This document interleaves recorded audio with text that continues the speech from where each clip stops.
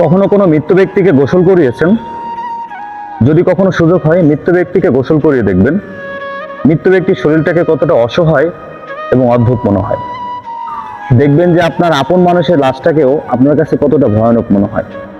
কখনো সুযোগ হলে লাশ পাহারা দিবেন, তখন দেখবেন যে আপনার আপন মানুষের লাশটাকেও আপনার কাছে ভয়ের কারণ হবে। মাঝে মাঝে আপন মানুষের লাশগুলোকে কবরে নামাবেন, দেখবেন যে মানুষটার সাথে আপনি চলছেন, হাতে হাত রেখে কত ঘোরাঘুরি করছেন, চায়ের কাপে চুমু দিতে দিতে কত গল্প করছেন, সেই মানুষটাকে আপনি যখন কবরে নামাবেন তখন আপনি বাস্তবতা বুঝতে পারবেন। সেই পথে আমাকেও হাঁটতে হবে।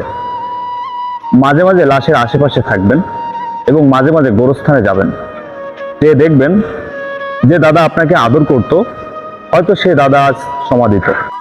আপনি কথা বলছেন কিন্তু পাশ থেকে কোনো জবাব আসছে না। যে মা আপনাকে এত আদর যত্ন করে বড় করেছে, সে মায়ের কবরের পাশে যাবেন, দেখবেন সে মা আর আপনার সাথে কথা বলে না। এই জন্য আমরা আলটিমেটলি পৃথিবীতে যাই করি, যত ক্ষমতা দেখাই, যত ভালো কাজ করি কিংবা খারাপ কাজ করি, আমাদের আলটিমেটলি ডেস্টিনেশন হচ্ছে কবর। আমাদের আলটিমেটলি ডেস্টিনেশন হচ্ছে আখিরাত। এই জন্য দুনিয়াতে থাকতে আখিরাতের পথ মসৃণ করার চেষ্টা করেন।